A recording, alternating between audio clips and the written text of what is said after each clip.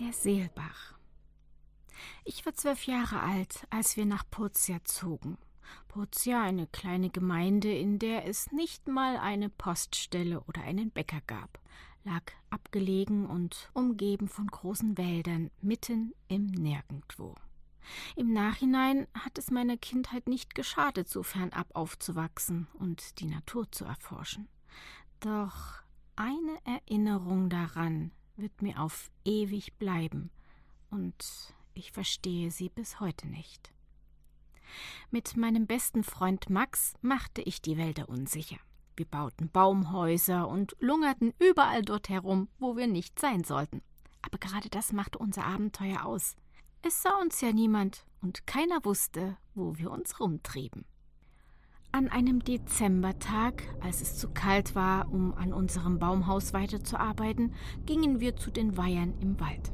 Es waren mehrere künstlich angelegte Fischweiher, die teilweise durch einen Bach gespeist wurden, dem Seelbach. Um dorthin zu gelangen, musste man schon eine weitere Strecke durch den Wald fahren, doch wir schafften es auch mit unseren Beinen. An den Weihern angekommen, sahen wir bereits, dass sie zugefroren waren.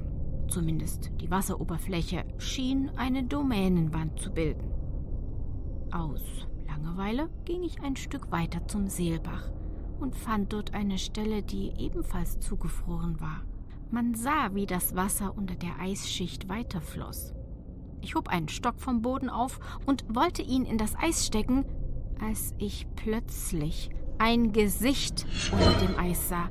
Es war ein menschliches Gesicht, die Augen weit offen, den Mund nur zum Teil geöffnet, der Blick starr.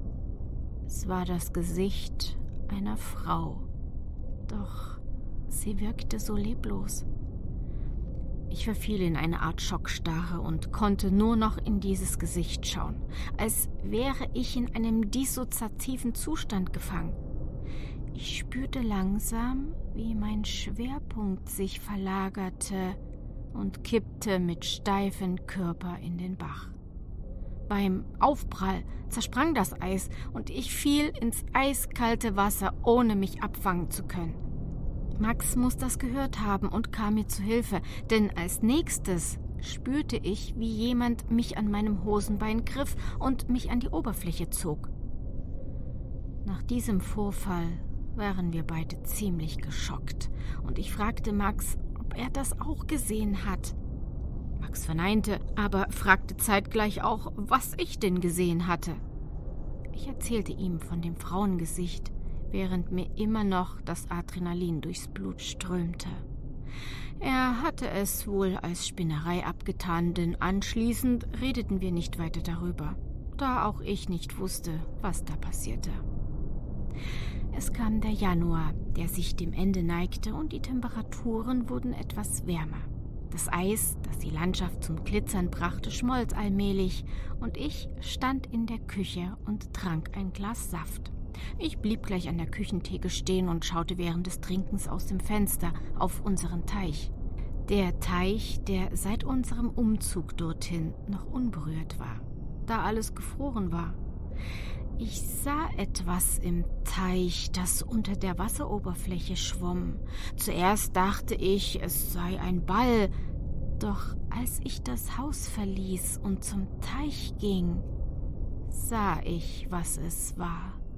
Es war ein menschliches Gesicht, ebenso starr und mit weit aufgerissenen Augen wie das Gesicht aus dem Bach. Ich erschrak zu Tode, aber spürte auch, dass es diesmal keine Einbildung war und rannte zurück ins Haus, um meinen Vater zu informieren. Mein Vater stürmte hinaus, während ich mich hinter dem Küchenfenster versteckte. Und ich sah an seiner Reaktion, dass es wirklich keine Einbildung war. Die Polizei wurde informiert und es trafen Ermittler bei uns ein. Der Garten wurde abgesperrt und zu einem Leichenfundort erklärt. Allerdings fand man keine komplette Leiche, sondern nur den Kopf einer Frau. Bis heute weiß ich nicht, ob dieses Ereignis am Bach damit zusammenhing, denn unser Teich hat keine Verbindung zu dem Wasser im Bach.